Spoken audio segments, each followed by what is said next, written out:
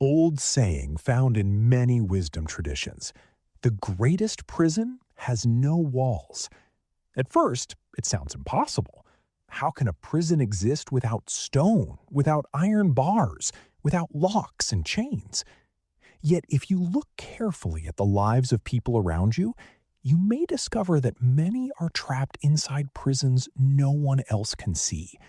Some are trapped by fear, some by doubt, some by old failures they have carried for so long that they mistake them for truth. And perhaps the strangest thing of all is that many of these prisons were never truly locked in the first place. Today's story is about a young man who spent years living inside a room he believed he could never leave. A room with a heavy wooden door that seemed to separate him from freedom. For years, he accepted his fate, never questioned it. And then one day, a single touch changed everything. Because sometimes the strongest chains in life are not made of metal. They are made of assumptions. And sometimes the door standing between you and freedom was never locked at all. Long ago, at the foot of a mist-covered mountain range, there stood an ancient fortress that once belonged to kings. Its walls were thick and its towers reached into the clouds.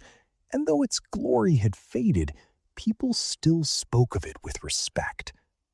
The fortress had become a prison, not for criminals, but for debtors, wanderers, and those with nowhere else to go.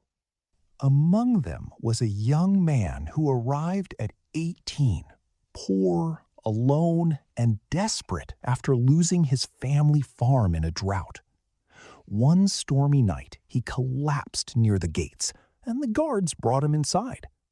In exchange for food and shelter, he agreed to work there, thinking it was temporary, only weeks or months, until life slowly turned them into years.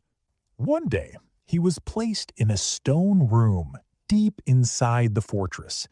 The room contained only a bed, a table, a candle, and one enormous wooden door reinforced with iron bands. The warden said, "This room is yours," and then added, "The door remains locked at all times." The young man believed every word. He never tested the door.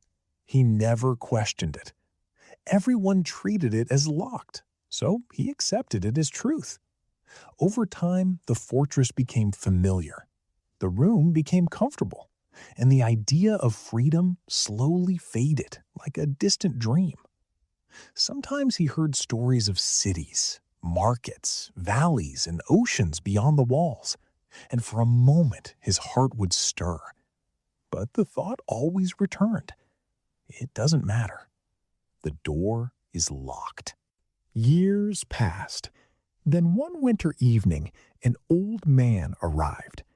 Unlike others, he was calm, smiling, and strangely peaceful, even within the prison walls. When asked why he smiled, he said he understood the difference between a real prison and an imaginary one. He asked the young man how long he had been there and how many times he had tried to leave. The young man replied that he could not leave because the door was locked. The old man simply asked, "Have you checked?" That question stayed with him. For the first time in years, curiosity replaced certainty. One rainy evening, he finally stood before the door. Fear and doubt filled his mind, but so did a strange question. What if I've been wrong all along? He reached out, turned the handle, and the door opened instantly. No lock, no chain, no resistance. It had never been locked. 10 years of belief collapsed in a moment. The next day, the old man told him he already knew. He explained that wisdom cannot be given, it must be discovered. A locked door keeps the body inside, but a believed lock keeps the mind inside, and that is far stronger. As time passed, the young man realized the fortress was full of people living behind open doors, not because they were trapped, but because they assumed they were.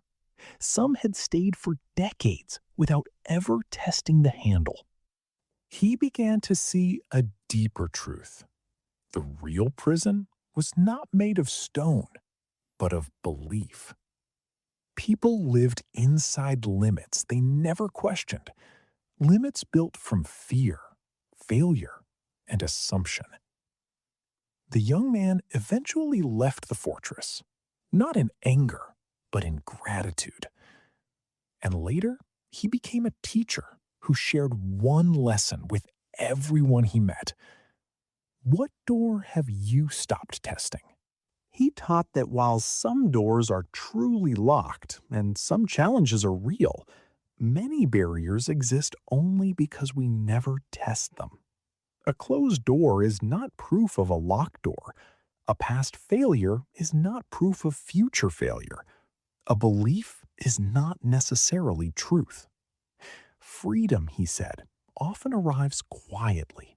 The moment you realize what held you back was never as strong as you imagined. So the message is simple. Choose one door in your life, one fear, one assumption, one abandoned dream, and test it again. You may discover resistance, or you may discover something life-changing. The door was never locked.